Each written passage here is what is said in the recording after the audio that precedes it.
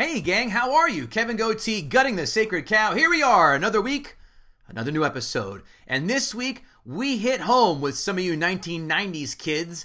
Starship Troopers, 1997, cult classic. Al Mega from Comic Crusaders has come on to try and shoot this bug in the face. But guess what? He's got to go through Kevin Israel and myself. Before we get to it, do not forget guttingthesacredcow.com every day, brand new articles, especially perfect for toilet reading, so you can poop on the company time and enjoy some good old movie news, quotes, list of 10, you know it.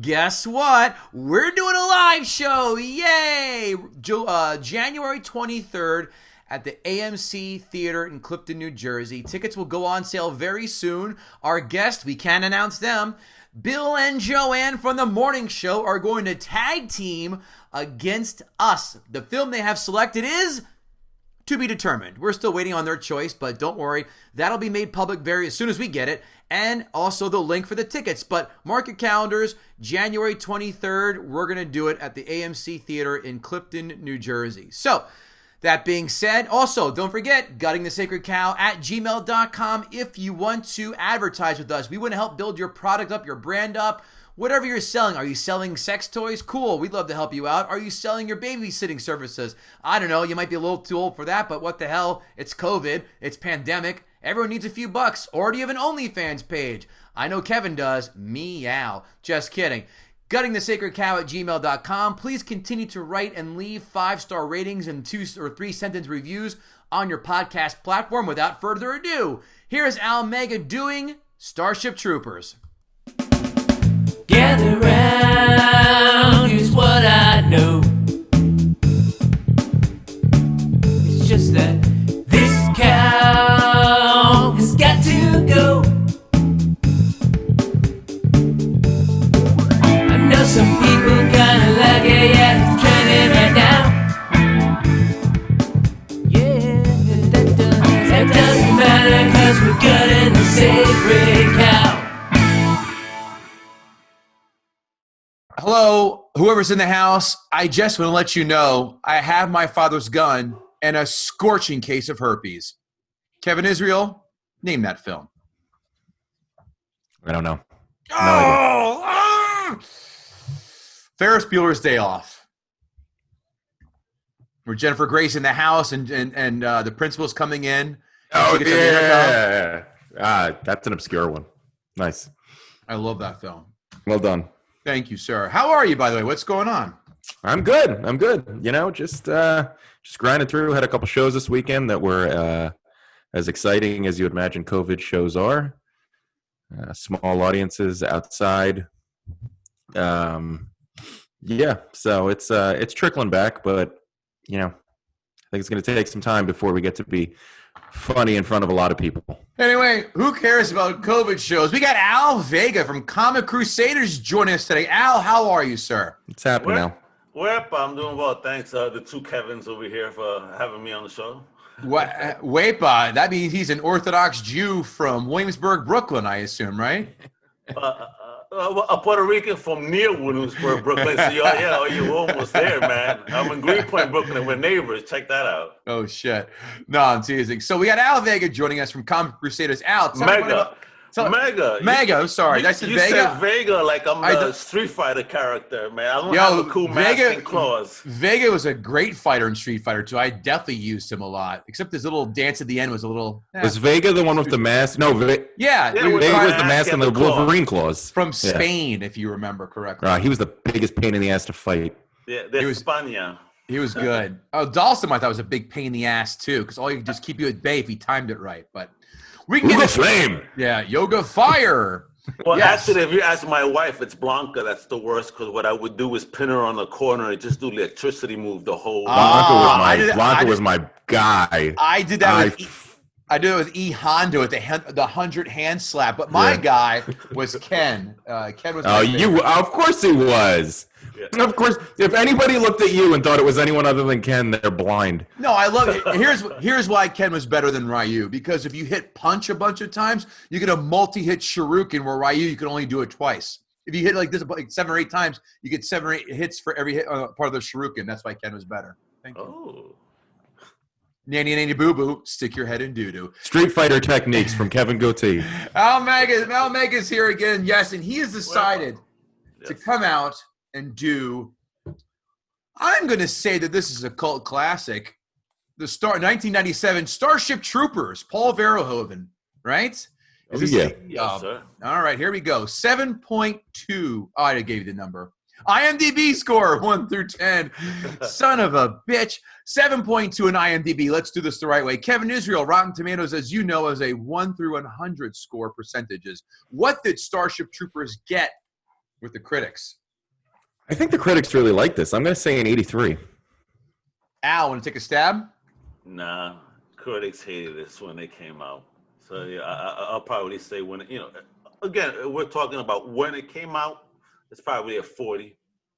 65. 65 over a 50. Yeah, they like this. Yeah, they liked it. I mean, they like it considerably, in fact. When Al, I'll go to you second, you're first for this one. Audience score, same deal, percentage. What did the audience score Starship Troopers? Because I will say that the audience, the majority of them, did not read the book. They probably loved this film and probably scored at about 80. Kevin Israel. I'm going to go 71. 7-0. One away. Oh. Not bad. I did this. I've been on a pretty good tear. You have been. You actually nailed a few dead nuts on, which is impressive. A budget of $105 million in 1997, bringing in a haul in the United States of only $54.5 million, but $121 million worldwide. In 19 and 2020 numbers, a budget turning out $170 million and a haul worldwide of 196. So a slight ROI. Yeah, it's not bad. Yeah, maybe it's money back really on the DVD, VHS, all that good stuff. Like most of those cult classics from back then. Very true. Five fun facts. 5 fun facts for you right now. Kevin Israel, why don't you take a stab and try and guess who was considered for the role of Johnny Rico? You can easily get one of these guys, a 90s powerhouse star. The other two you're not going to get, but I'll let you try. Johnny Depp. Al, want to take a guess at who's considered for the role of Johnny Rico? Big guy in the 90s. Big guy, Kevin Sorbo. Kevin Sorbo. That's out of left. I like that esoteric reference. Matt Damon was considered. Damon, the Born Identity himself, take him out. And actually, Marky Mark, another one, was considered. Another 90s guy. Oh, God, hell no. With that Boston accent in space, Yeah. God forbid. Yeah, you all go home until nobody goes home, you fucking queers, you hear? You fucking bugs. Yeah. And considered also, but no one gives a shit about him, James Marsden. Oh, really? Yeah. Okay. See, your That's reactions weird. gave us everything I needed to know. I always call him the low rent Chris Pine. Oh, shit. I would call him the bargain bin Chris Pine. Fun fact. Oh, this is fun fact 1B. Did you guys know who played that blind science teacher in that one scene where they're dissecting the bugs?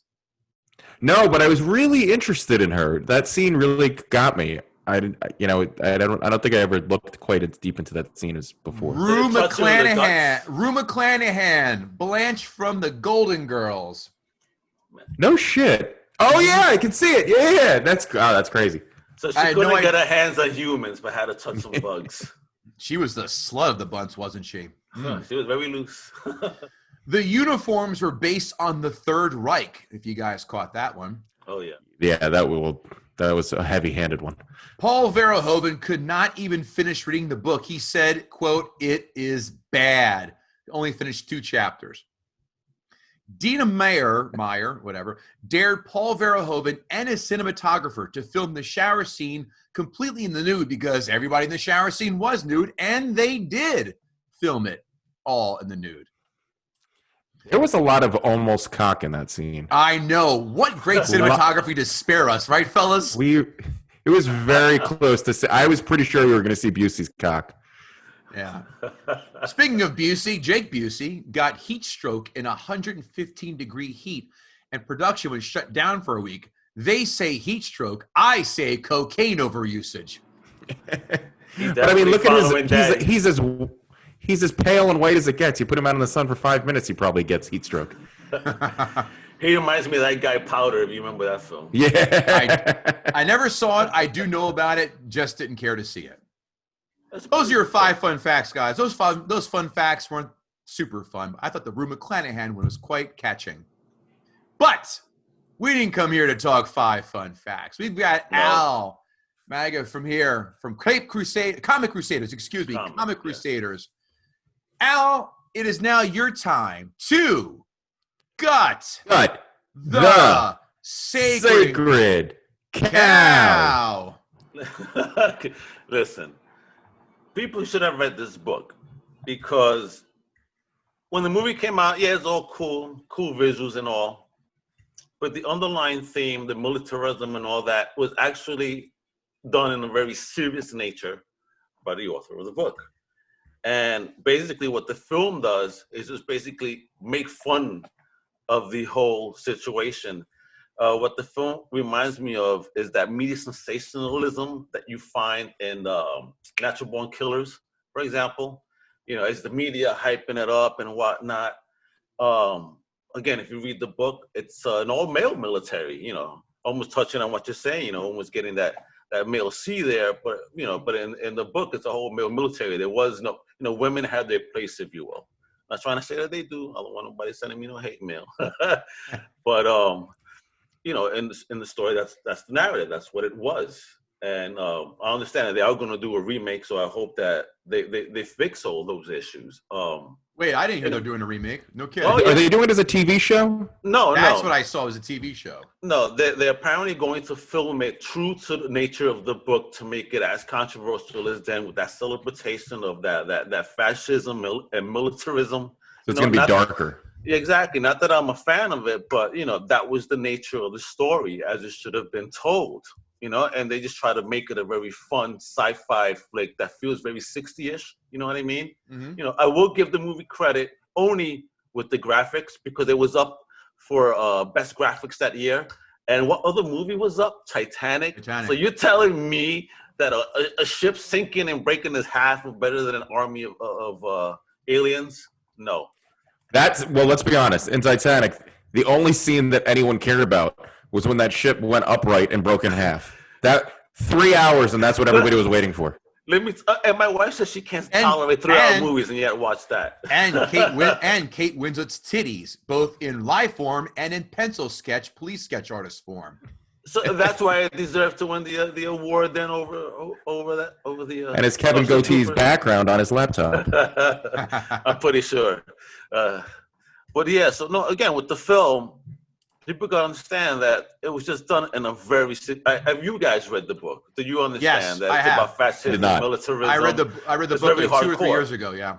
Yeah, it's a very controversial book based on the themes because, again, the author was in the military. He comes from a very harsh perspective when America was, trying to stop its nuke program, which is funny. Is why you see so much use of nukes, if you will. Yeah. In the film, even that was true, at least to the book. The only thing, again, I could celebrate on the film is the visuals. I just didn't appreciate that. Again, as a comic book fan, come on, man, you're talking to Al from Comic Crusaders. I tend to be a truist when it comes to stories. And the story was just not what it was intended to be. Again, if you read the book, Mr. G, you tell me that if this was, comparable at all to the book in regards to, the theme. No, the storyline was completely. It wasn't even the same. It wasn't even the same fucking ballpark. They may have had the same character names, but that's pretty much the only similarities they had. So, but I'll say, yeah. Well, it depends. If you like the book, then it hurts. If you didn't like the book, then who gives a fuck? Exactly. Listen, if you're gonna watch the film straight up, you're gonna be a fan. But again, I also got offended. The main character, Rico, there's again one of those Hollywood whitewashed films, if you will. Rico was supposed to be, a minority character. Almost again in the theme of the book, Filipino. So again, even all those actors you even mentioned before that could even play up for the role of Rico, they don't even really fit the role of Rico in the nature of who the character was. Right. That's interesting that you said that, because that was one of my notes was about Rico. I've never met a white guy named Rico. Exactly. And his real name is Huang in the books. Yes. So yeah. So this is Huang right there. Huang Rico. Oh yeah, and it's Johnny Rico in the movie. They're from Buenos Aires, right? Yeah, Buenos Aires, not Philippines exactly. So you got these really he's not even tan, but he should have came to Florida for a minute and went on the beach, or it went to Buenos Aires beach and got some sun. Can I shit on your point? I'll jump in here. Okay, go ahead. Are you aware of the breakdown of people in Buenos Aires? Well, I know there are a lot of lighter skin, yes, but again, because the Nazis hid out there after leaving that, and that's where Simon Wiesenthal chased them out to. Yeah, that's where Hitler hid. Yeah, well, no, he didn't hide. I mean, unless they took his 18 body parts. Did he have like a vacation house there or something? Yeah, and that's where Simon Wiesenthal went down there and got a lot of those guys. So that's the only thing they let them slide on. And I read the thing was they said they wanted to have like a cocky blonde-haired blue-eyed guy. So that is the only thing that is quasi-acceptable about having a blonde or blue-eyed guy, because in Buenos Aires, they do have a lot of guys looking like me running down there. Right. Gotcha. Barely though. You could be from Buenos Aires, Mr. G. Gotcha. I think so. I wouldn't mind going. I heard it's great. You and me both, brother. Shit. Unless the bugs attack, which again, that's another thing that the book kind of also was talking about, where those words used to describe the aliens, again, had a racist narrative to it that didn't seem apparent as well in the film. It's just the bugs, they're the enemy, but they didn't come with the narrative again that the book was trying to bring as well. Us as these humans. Did the book make the bugs sympathetic? No, but in the book, there was an alien species that teamed up with the humans that we also didn't see. Oh. There's this. I'm gonna have to read this book. Yeah, that's what I'm saying. Check out the book so you could see that the movie, as he said, the director hated the book, despised it. Right. Basically, similar to what they do with Marvel films, the directors want to take their own avenue and lane to it. So yeah, let me put my stamp. This is the way I see it, and this is what it should be. Again, because there was even another book that came out. I checked out the comic book recently. For the Forever War, which seems to be a counter-response to the narrative that Starship Troopers was, and I'm waiting for that to be a movie. So you should check out the Forever War if you want to see. It's a graphic novel. It's a book, and they also made it to a graphic novel from Titan Comics. All right, because right now we're not going to see any comics from anything Starship Troopers for a long time. Even though right now it is Dark Horse that owns the license, but we haven't seen shit. The last Starship Troopers related material was back in 2017, and the last comic was like in 2012, if you will. I mean, comic and a game, if you will. There was the idea for the animated series and whatnot, and I think there was an animated film as well, which probably was a little bit better than the movie, more fun because it could get more brutal and dark, as the book was. So your main gripe sounds like is that it wasn't true to the book. Now, at all. We get that. No, I hear you. And there's been a lot of films where we've actually done them. Jurassic Park, we've done on this. And I read the book, and I think the book blows the movie away. It's not even close. Besides the movie not being tied into the book properly, what else about the film did you find that you hated about the film? But again, the casting. Again, it's supposed to be a minority Filipino dude. Again, I've never seen, maybe there's Juans in Buenos Aires, but let's get real. Again, what he wanted to do is bring in light a minority character, and I wish the film would have respected that, because maybe again Hollywood didn't want to take chances again in the '90s. That's what kind of fucked up the Spawn film, if you will, back in the '90s, where Tommy Farley wasn't allowed the license to have an all-black cast. And he said that himself. They just didn't allow it.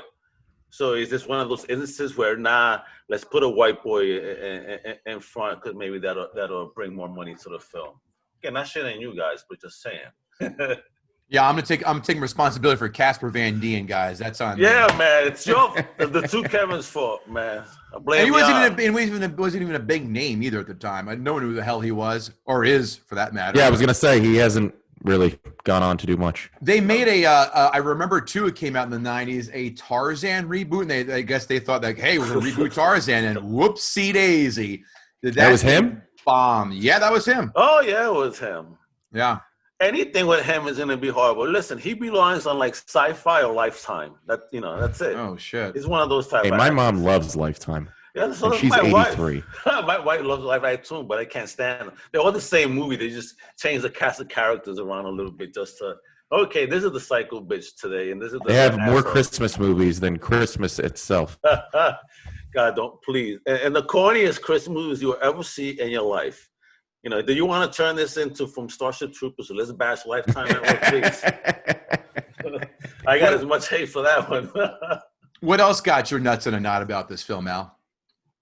And again, that nature of the Army was supposed to be male. Again, we get this whole shower scene. Let's get real. You're going to be taking showers with women there. A lot of these guys would not have been ignoring those sites in that bathroom. Yeah, you would be showering your back mostly as you try to check out the sites. You know what I mean? Showering. Hell, I hit the pause button a few times. Like Gary Busey or Jake Busey. Hello. If the writer was alive when this film came out, it would have been a shitstorm. I could imagine if Twitter was out when the writer was alive, social media would have went nuts. Yeah. Especially Was Doogie Howser. Who's buying him as a colonel? Exactly, man. Come on now. And he went through there quick in the ranks. I mean, he's the youngest general I ever seen. Oh, he was psychic. Yeah.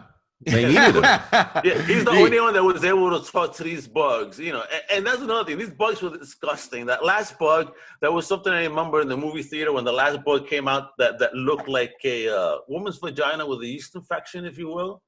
The whole theater wanted to die. And that's I remember when the bug came out. I remember being in the movie theater and I was looking around being like, is everyone else seeing this? Like, I'm not the only one. This yeast infection? Well, it was, I tell you know why it worked for me is because they made fun of it. And 30 seconds after that is when they showed the very end, the serial newsreels, and they show the guy probing and they put censored on top of it during that because they know exactly what you're going for. I thought it was fucking funny. I gotta.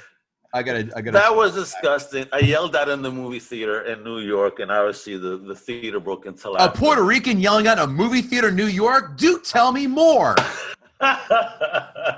Where in New York did you grow up? Next, you're going to say water's wet.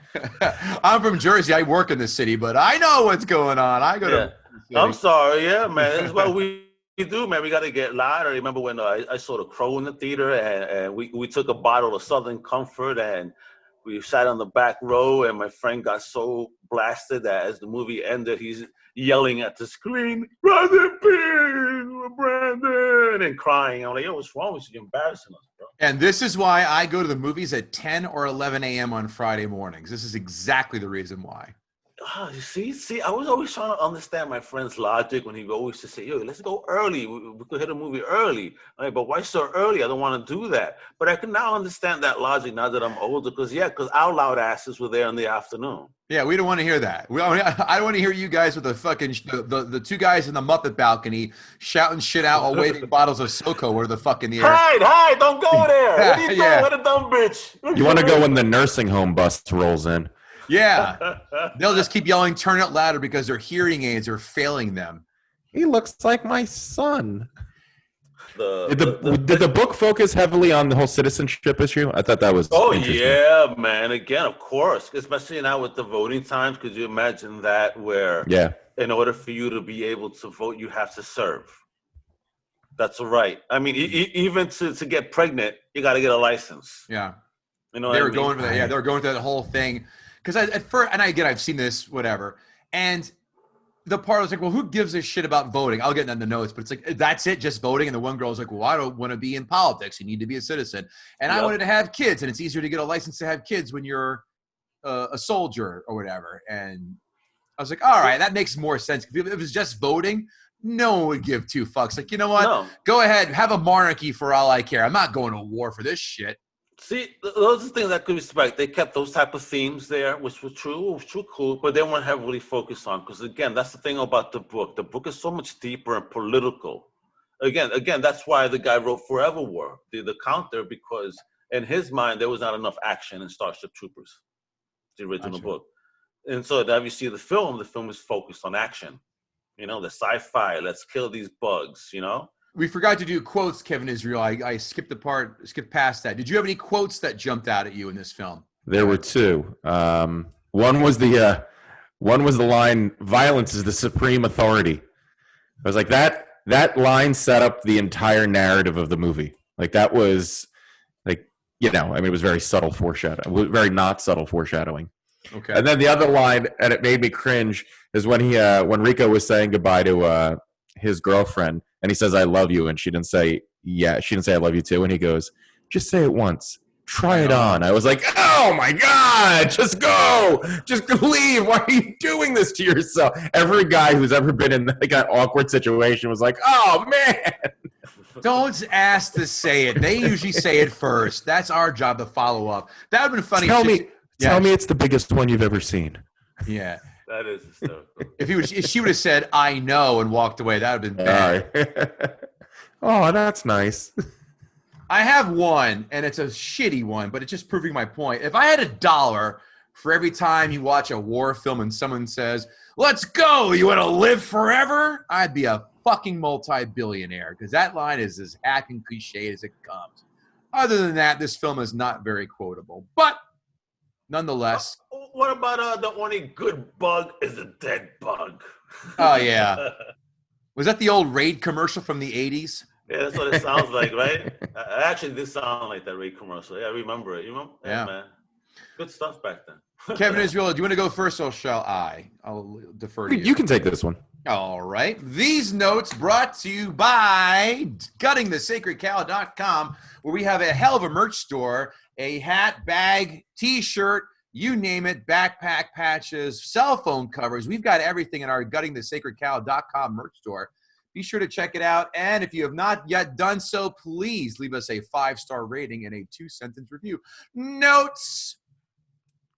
I love the tongue-in-cheek newsreels in this film. Those always made me smile. This is RoboCop Part 2, but not RoboCop Part 2, because that one sucked dick. I'm talking the original RoboCop. But this is the second iteration of a Verhoeven film who implements that, and I love it. I get a kick out of those. You think in the future they would have more advanced weapons than just machine guns? Oh, You took it right off my page. No fucking lasers. I mean, they got lasers coming out of bugs' heads and assholes, but these guys have bullets. What a rubber bullets. No, that was that was kind of shitty, I thought. They had warp technology. They had warp drives. Yeah. They spent money on that, and they weren't like, hey, can we do something better than a 9mm round that you have to shoot the bug 1,000 times before it dies? Give them a fucking grenade or something. Yeah, they had nukes. Thank you. Good. Yeah, was not impressed with the artillery in this. Denise Richards at her second highest apex, I will say. Dina Meyer, no slouch herself. By the way, this is the high school where no one is allowed in if you're below an 8. I'm sorry, Kevin Israel. You'll have to go to county college instead. Fuck yourself. I'm an 8.5. Everyone knows it. I never, ever, and still do not understand dudes who own ferrets. Stinky, unaffectionate animals. The only difference between them and cats is that gay dudes don't own ferrets, and cats shit in a box. Ferrets are ugly. Ugh. We had them in a fraternity house. Some guys had those. Those are the worst. Apparently you weren't a fan of Beastmaster. Never saw it, actually. You never saw Beastmaster? Oh man, that is such a great 80s movie. I heard. Cheese. I've heard. The next one. Hey, Simone Biles. No one does flips like that in arena fucking football. That doesn't happen. By the way, I laughed my balls off. Ready? A woman quarterback. That was funnier than Caddyshack. I almost had a heart attack. No, that's too much. I can't. Stop it. Tons of white people in Buenos Aires. If I had said, yes, I know that's where the Nazis hit out. And insert Kevin Israel joke about me being a Nazi. Ha! I'm going to take the piss out of you on the advance on that one, Kevin. Get shot just for the right to vote? No, thank you. I'd rather not, and I'll give up that right. So I don't have a drill sergeant who doubled as the prison guard in Shawshank Redemption. Thank you. Oh, God, you took that one, too. Come on, man. You ain't Nothing playing screwed ever, Walker. Yeah, you can't. We don't have guns with red caps on them. We shoot for real here. Breaking a recruit's arm on day 1. What's on day 7? Bull whipping a cadet's taint? Or perhaps on day 14, paper cuts on their dick holes? This guy is a real asshole. Someone give Gary Busey's kid a nail file to take those teeth down an inch or two. Thank God for gratuitous tit showings in the shower those days. Although there wasn't enough horseplay in that shower for my liking. Not one single towel snap. Not one single ass slap. Someone should have improv on that scene in my book. That's why there's another scene where it's horrible. See? Kevin Israel, I am shocked you are not voicing your displeasure toward female pilots in this film. Why would I display? I just wanted to fuck it. I just wanted to throw you under the bus for one. That's all. Those women shouldn't be flying. They should be stewardesses where they belong. The girl who shot the guy in the head in training camp should never have had her finger on the trigger as she's falling down. Anyone knows you don't have your trigger hand on the trigger. Trigger discipline. Oh, trigger boy. discipline. I'm not even a gun guy. I shot that like twice and that happened. I bet serious cash that Kevin Israel was beating off when Johnny Rico was getting bullwhipped. That's what I think. A blonde-haired, blue-eyed boy taking lashes. Yeah.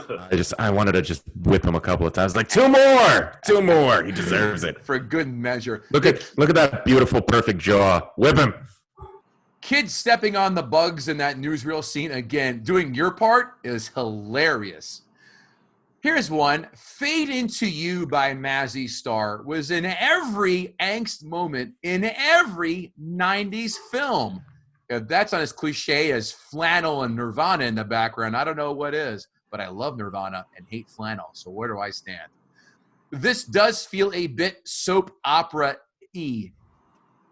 Of all the things in a fun kit that the sergeant pulled out, the violin is the absolute last thing I would go for. The fuck are you doing?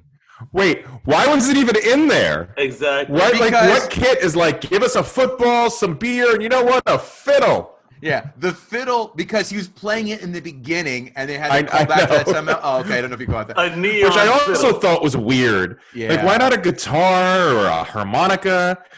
A fiddle? Or a violin, whichever that was? How about a tambourine or a recorder? Or a cowbell. Come on, son. Even better. Not enough girls out in the world like Diz. A go-getter who's hot and aggressive. Playing coy only gets you so far. Jumping on dudes gives them no chance to misread signals, guys. Diz is my kind of gal. Wants to fuck and doesn't make any secret about it. Although they gave credit too much to Rico when he gets like, all right, we got to jump off the ship real quick. We got to go to battle. And when he sees her under the covers, he goes, all right, I'll give you 20 minutes. You're giving Casper too much credit there. All he needed about was 2 minutes. Get real.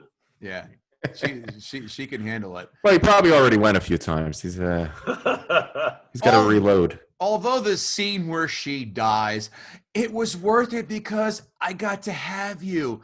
The feminists must be sharpening their knives as we speak. That's what I'm hearing in the background. Okay. That's right, because every woman just needs a man. Yeah, for them so they could die peacefully, I guess, right?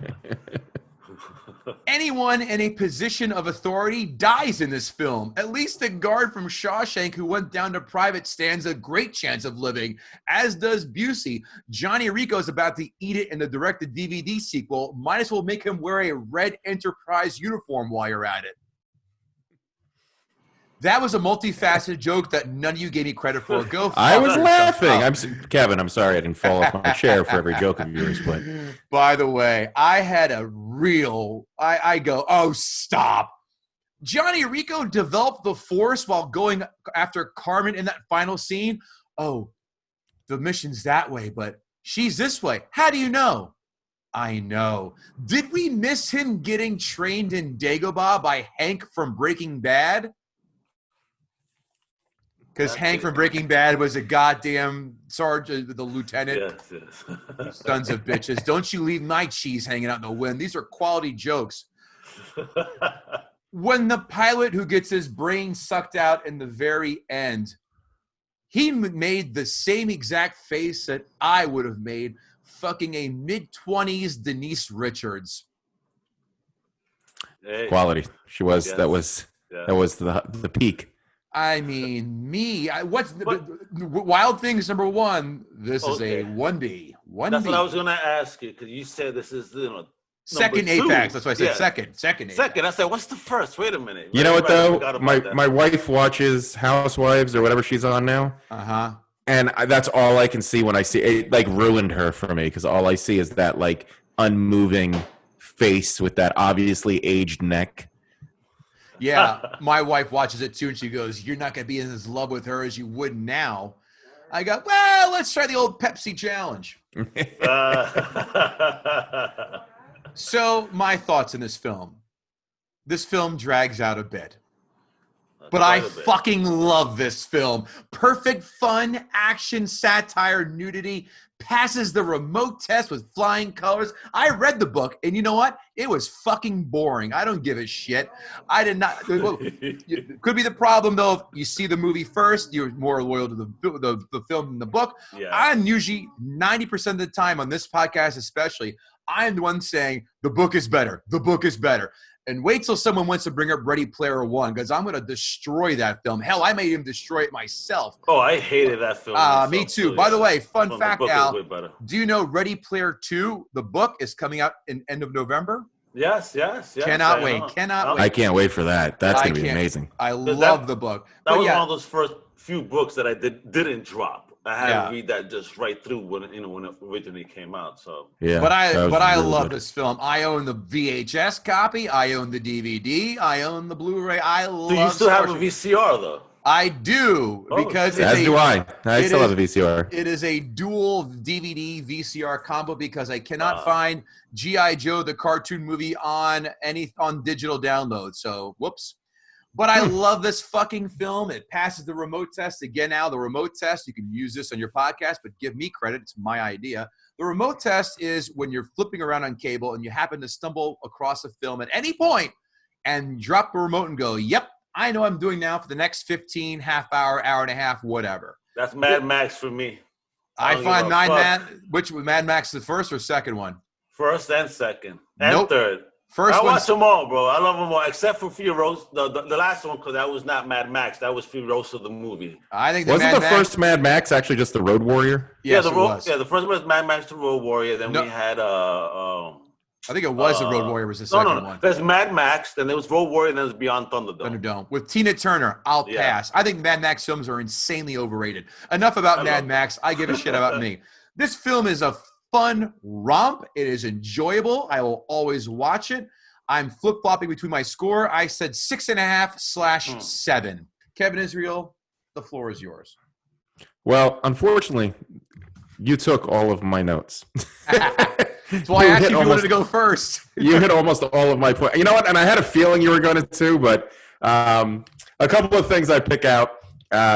There's a scene where when they're in the very beginning when they walk out of class and there's the two kids completely making out, and I was like, I remember that. Just making out in public, because that was the only place you could do it. Like, would you ever just make out hardcore now in public? Like, nobody does that. But in high school, you're like, I just want to get a denim boner as wherever I can get it. Whatever happens, I'm doing it here. You know what our move in middle school was? If you wanted to go behind the buses, like after school, that's where you made out. I was in an article in high school that somebody wrote about PDA, and because I guess I used to make out with my girlfriend all the time in high school, and they were like, they're like, does it bother you? I was like, it doesn't bother me, and if it bothers you, you should ask yourself, why don't you have somebody to make out with? And that was in an issue of our high school paper. So I'm an asshole. The arena football, it's not a thing now, and it better not be a thing in the future. Like, that's not I don't know why they just couldn't have put them on a real field. It wasn't, I mean, they had plenty of money, but just seeing the arena football thing was ridiculous. And obviously they were trying to make the point that society had reached a stage where men and women had achieved equality, and you can shower together, and you can be in the military, and a woman can be a quarterback. They were playing. You're funny. They were playing the Giants, and it's nice to see the Giants doing better than they do right now. Somebody at some point says the quote, "Figuring things out is the only freedom anyone has." Oh, the military, the teacher, who they find out later is a military badass. Yeah. Figuring things out is the only freedom anyone has. Then I will never be free because I haven't figured shit out. What a stupid quote. That I remember it pissed me off in the movies when I saw it, and it pissed me off today. And it's still pissing you off now. During one of the newsreels, they talk about that a murderer was tried today and arrested today and tried today, and he's going to be executed tomorrow on TV on every channel. I was like, you know what? Pay-per-view executions would probably make a ton of money. I would love to be part of that. Love to be Like part of it. All the shit talking going on too. Like, nice walk in the green mile, pussy. I mean, you want to cut taxes? I'm not saying it's right, but if you're going to do it, you could make a lot of money. I mean, there are some sick people out there who would watch that. So, not the worst idea. Also, baby licenses. I'm all for baby licenses. Yeah. I'd say half this world shouldn't procreate. And you know what? I'm willing to take the test. If the test says that I shouldn't, fine. But you know what? Baby licenses aren't that bad of an idea. There's too many of us to begin with. Thanos was right. That's all I'm saying. So now you're a communist China supporter? You fuck.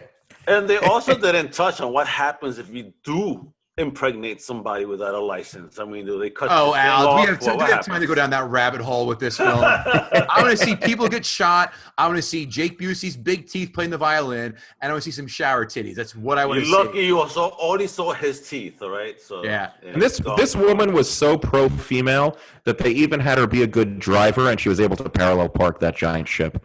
And we all know that I'll believe a female quarterback before I believe that. And that's because I've been in the car when my wife tried to park, and it's painful. And she's not parking a football field-sized ship. Women, to all of our female fans, this is all tongue-in-cheek. We're just fucking with you guys, all right? These are all we love you. Yeah. Although I do want to say, even though y'all fucking around, I did know a lady in Brooklyn that was trying to parallel park on an empty street, but wound up being like vertical to the street. Somehow perpendicular? Yeah, perpendicular to the street, and everybody's looking out the window. It took her 20 minutes to get it right, and when she finished, again, this is an empty street because they were cleaning the street that day. So she's the first one to park and couldn't park. When she finished, the whole neighborhood was applauding, and all you see is this lady just giving everybody the finger, like "fuck off," totally embarrassed. Spatial awareness, especially when the sun was setting too. Yeah, that's what I'm saying, though. So, you know, that parallel parking shit ain't too far off from this. One of the things that I thought was weird in the movie, and it always struck me, was when they run into Doogie Howser, whatever his character's name was, he kind of acts like he doesn't know who they are. Yeah. It's not like, hey, how are you? I mean, they were clearly very good friends all through school. And he runs into them, and he just very like, and I get that they're trying to show the difference of the stratification of the different levels of the military, and he's been, you know, kind of brainwashed into his role. But I just always thought that was odd. And also when the teacher, who turns out to be the badass lieutenant, walks in and is standing right next to Rico, he doesn't even nothing like, hey, asshole, or guess we're going to find out. That always just threw me off a little bit. And I don't know what point they were trying to convey by, I guess that it was like, that was the life there, and now I'm this person, and I don't have to acknowledge that previously. But I always thought it was just so weird. Like, he went out of his way to talk to you about going into the Space Marines, if that's what they were called. Yeah. The Space Corps. The Space Corps. Yeah, and you don't even acknowledge him after that. I did love, you know what I did love, and I still love the idea of bugs shooting mortars out of their ass. Yeah, bro. I think fire. Yeah, but you know what? In all honesty, I think it's a really cool idea. Like, could nature ever evolve to the point where you just create an organic weapon? I thought that was a really cool idea, and I liked seeing it on the screen. The movie, to me, it almost like Full Metal Jacket. It was great in the first half, and then it sort of slows down. And even though it's actually getting to the more of the action, I thought the interesting part was the first half of the movie and not necessarily the second half. But in the end, I gotta agree with Kevin. I love this movie. I loved it when I saw it in the theater. I think it does an amazing job, and it holds up. It holds up especially well to me because it's supposed to have that campy, pro-military, promotional feel, propaganda. It still has that feel. Like it's cheesy. The acting is bad, but I think the acting is bad on purpose.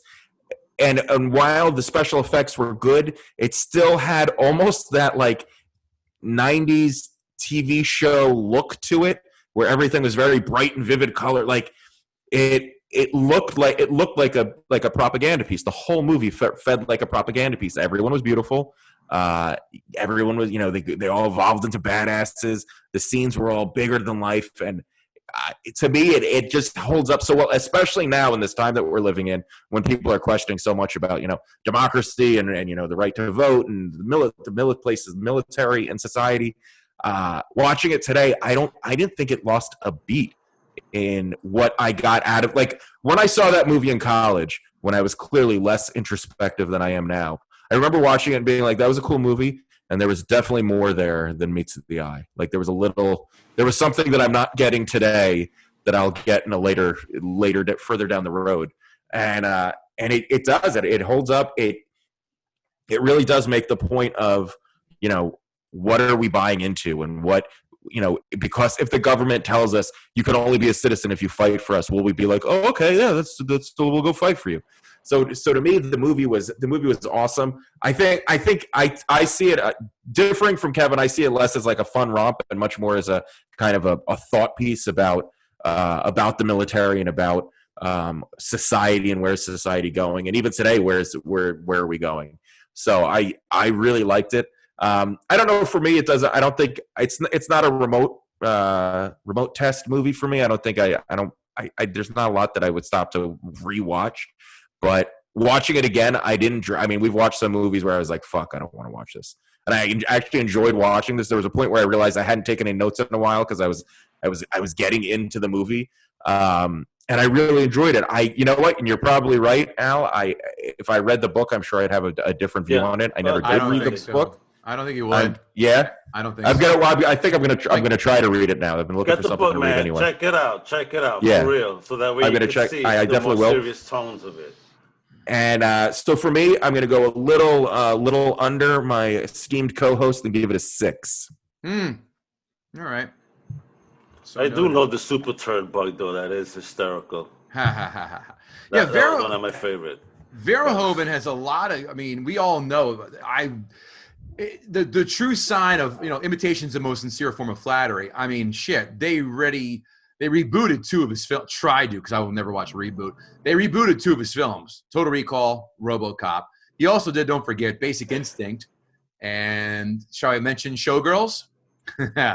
And Hollow Man. Hollow Man wasn't that great. I remember seeing that. The reboots, though, have definitely were also a disservice to his vision. I remember seeing Total Recall in the theaters with Arnold, and that was great. And I did not like the new version. Sometimes you don't need a reboot. So, no, we don't. Not when it's perfect the first time. And RoboCop is a yes. So. And you know what? And Kev didn't see the RoboCop reboot. Nope. The reboot loses all the important parts of RoboCop. Yeah. All the messaging, everything that made RoboCop, the movie loses. And the reboot actually wasn't terrible. But they should have just made it a different movie. They should have done it.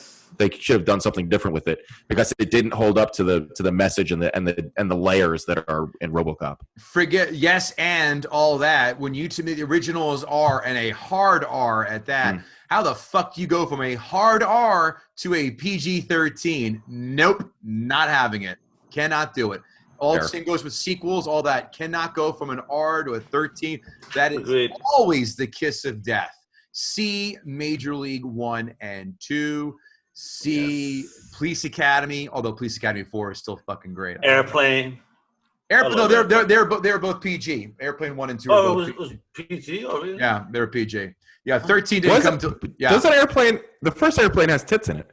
Yeah, that's interesting. Because they were a lot looser. Oh man, PG in the 80s was great. I know. Yeah, there are some good. Even in Police Academy 4, where she gets in the pool, you see her. It's a wet T-shirt. You see her. That was full the fucking Citizens tits. on Patrol, right? Yeah, I love that one. So cheesy 80s. I actually saw Is her that name one in Houlihan? the theater.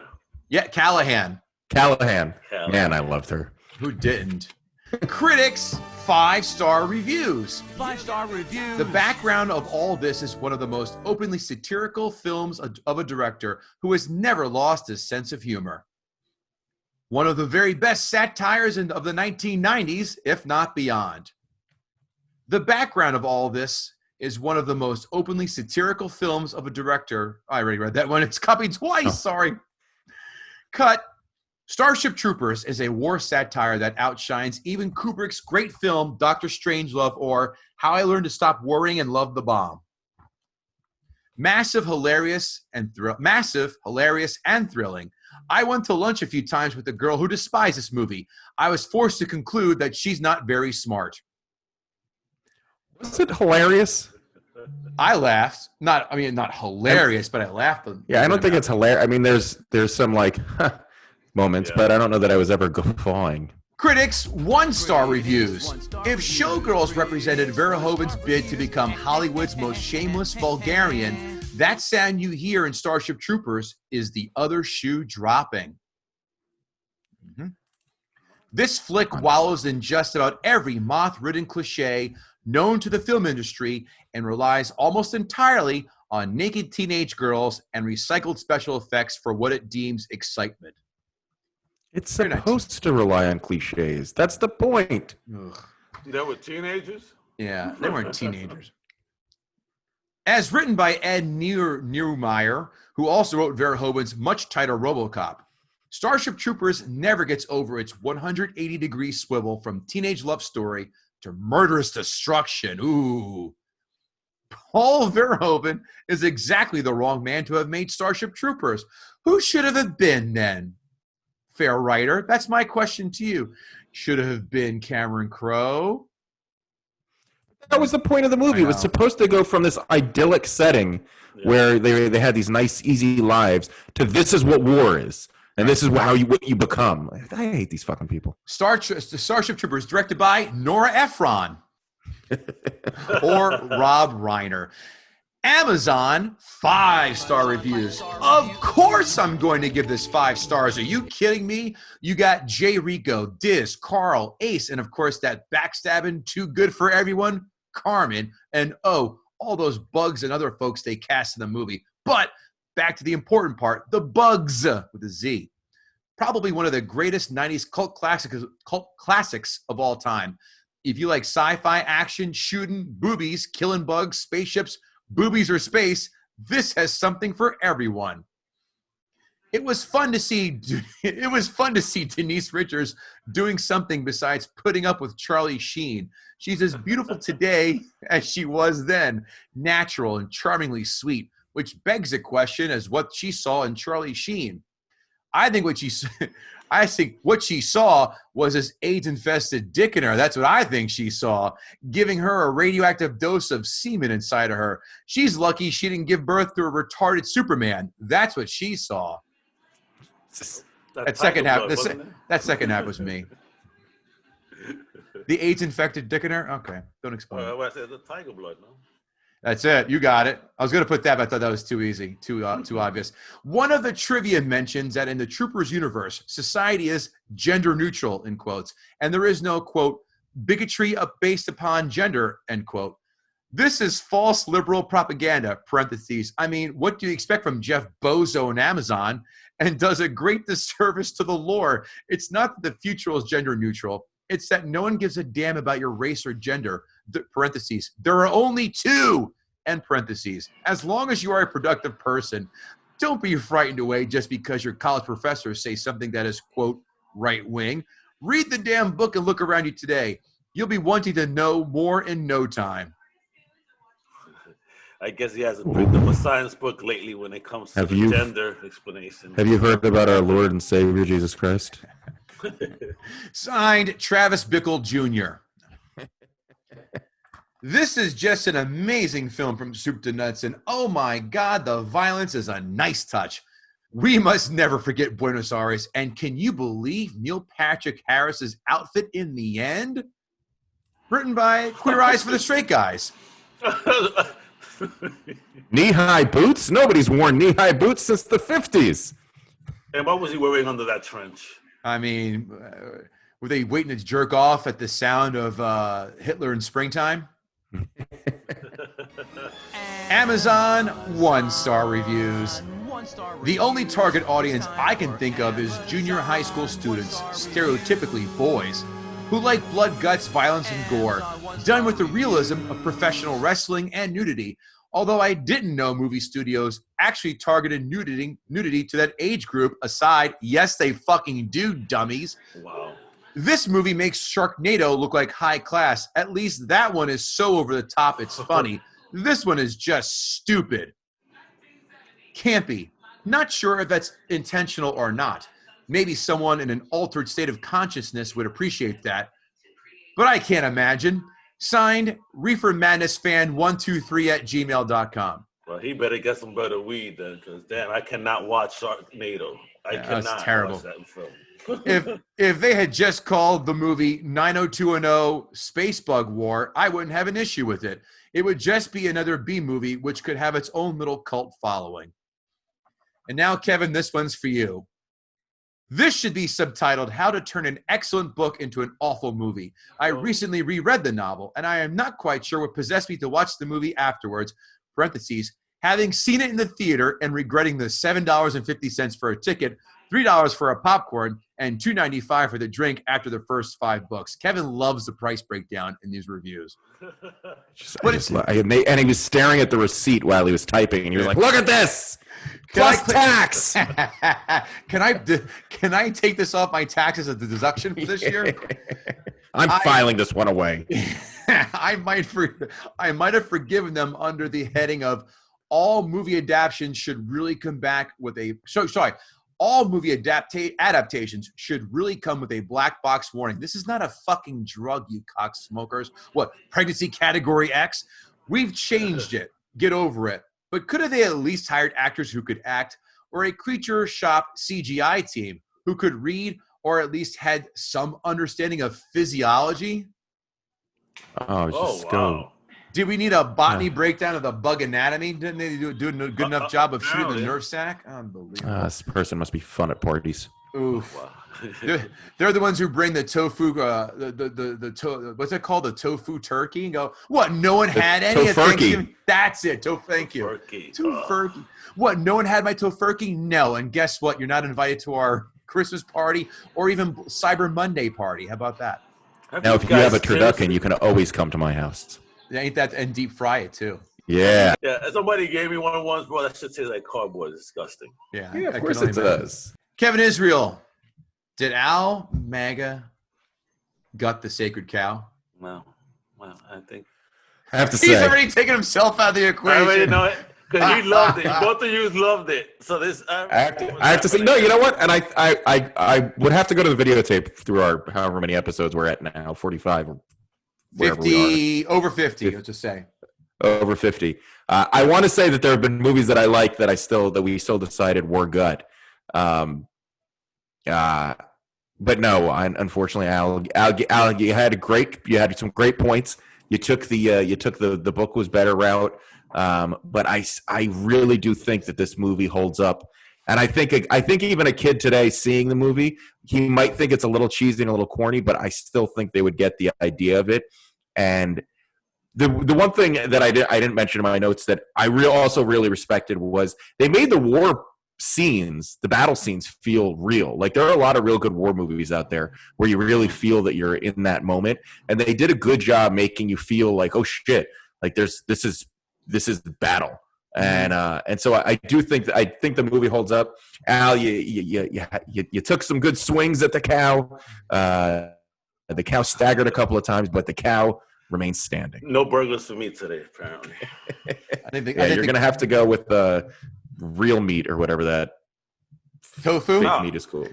No, hell no, bro. It tastes like toes. The Impossible Burger. It's impossible to gut this film. I think this cow sprayed its udders at your face, Al. I'm sorry, I don't think you got this one. Apparently I'm all wet and full of milk right now. Yeah. Al, thanks for joining us today. Why don't you shout out again, Comic Crusaders? Where can we find you? Social media, anything you want to plug? Floor is yours. Well, thank you, gentlemen. People, you can find me at The Real Al Mega on Twitter, and please follow the brand at Comic Crusaders on Twitter, Instagram, Facebook. Undercover Capes, the same on Instagram, Twitter, Facebook. Check out the website, comiccrusaders.com. And make sure to tune in this weekend for Comic Crusaders Virtual Con 2 in honor of Lisa Einfeld for the Leukemia and Lymphoma Society. We got 15 hours of content. We got cosplay, creators, entrepreneurs. It's going to be fun and all for a good cause. So come in, tune in, donate, and win some great prizes. Thanks, Awesome. guys. Kevin Israel. Website, kevinisrael.com. Comedy's trickling back in. And if you're still not brave enough to go out to a show, you can get my album, The Struggle is Real, on iTunes and everywhere else you get audio. At GTSC Podcast, Gutting the Sacred Cow Podcast on Twitter, Facebook, Instagram, even Tumblr. Do we even give a shit about Tumblr? Yeah, whatever. But Cutting the Sacred Cow every single day, guttingthesacredcow.com. Excuse me, our website. We have articles every single day. You got to check them out. List of 10. Sequels we want to see, sequels we don't want to see, movies we've seen. By the time this airs, I will have seen the Borat sequel, and I cannot fucking wait for it. So every time I see a trailer for it, I'm like, Kevin's got a bone. It's like when a bell rings, an angel gets its wings. Every time that trailer plays, Kevin Goatee gets an erection. Rewatched it for the first time in years last week and laughed my balls off. Still, it is absurd. I want to rewatch it. I love Bonafide. that movie. Oh, yeah. KevinGoatee.com for your NFL picks. I'm doing pretty darn well so far. Follow me there. Dates as well. And again, guttingthesacredcow.com for the merch store. Give that go buy a shirt, please, for the love of God. Oh, and if you want to advertise with us, don't forget guttingthesacredcow@gmail.com if you want to write us a new segment theme song. I'm Kevin Goatee. That's Kevin Israel. Al Mega, thank you so much for coming on. We'll see you next time. Take care. Later, brother.